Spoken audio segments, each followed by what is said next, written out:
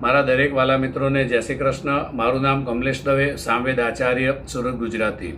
જો મિત્રો શરીરમાં તમને તકલીફ આવે છે, તમારા ધંધાની અંદર કોઈ ખોટ આવે છે, શરીરની અંદર કોઈ મજબૂતીની જગ્યાએ કોઈ તકલીફો છે, તો ચાલો આપણે જાણીએ ભગવાન ભોળા શંકરનાથને આપણે કાળા તલ શા માટે ચડાવવામાં આવે છે।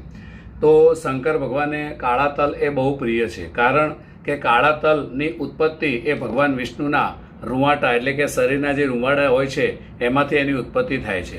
એમાં પણ કાળા તલ ભગવાન શંકરને ચડાવવાથી આપણા સ્વાસ્થ્ય આપણું નિરોગી રહે છે, શરીર આપણું સ્વસ્થ રહે છે, શરીરની અંદર ઘણી બધી જે તકલીફો હોય છે, રોગ હોય છે, એ બધામાંથી આપણાને મુક્તા આપે છે।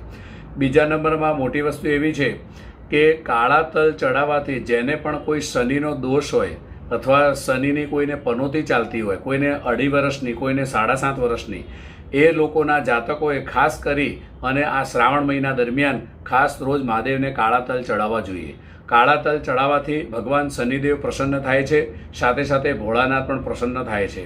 તો એના માટે થઈ અને ભગવાન શંકરને કાળા તલ ચડાવવામાં આવે છે। કાળા તલના તેલનો દીવો એ પણ ભગવાન શંકરને જો તમે શ્રાવણમાં દરમિયાન લગાવશો તો એના પરથી પણ તમારી દરેક મનોકામના પૂર્ણ થાય છે। જ્યારે ભગવાન શનિ અને ભગવાન ભોળાનાથ પ્રસન્ન થાય છે તો આપણા ઘરની અંદર સુખ અને શાંતિ બંને આવે છે અને શનિ ભગવાન એ જાતકોને માલામાલ કરી દે છે।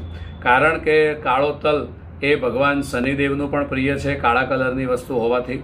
તો મિત્રો ચોક્કસ આખા શ્રાવણમાં દરમિયાન ભગવાન ભોળાનાથને કાળા તલ જરૂર ચડાવવા જોઈએ।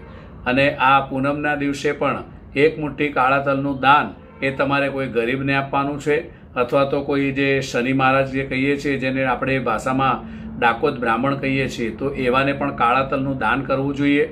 કાળા તલના દાન કરવા માટે એક કાળું કપડું લેવાનું, એની અંદર કાળા તલ મૂકી અને એની ઉપર જાંબલી કલરનું ફૂલ મૂકી દક્ષિણા મૂકી અને એ પણ તમે જો પૂનમના દિવસે આપી દેશો આ દાન, તો તમને દરેક બધી જ પાપોમાંથી નિવારણ થઈ અને શુભ અને સારા ફળની પ્રાપ્તિ થાય છે।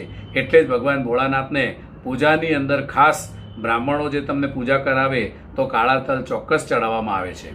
મિત્રો, જો આ વિડીયો સારો લાગે તો સેવ કરી અને તમારા જે સંબંધીઓ હોય એમને પણ મોકલતા રહેજો। જય શ્રી કૃષ્ણ।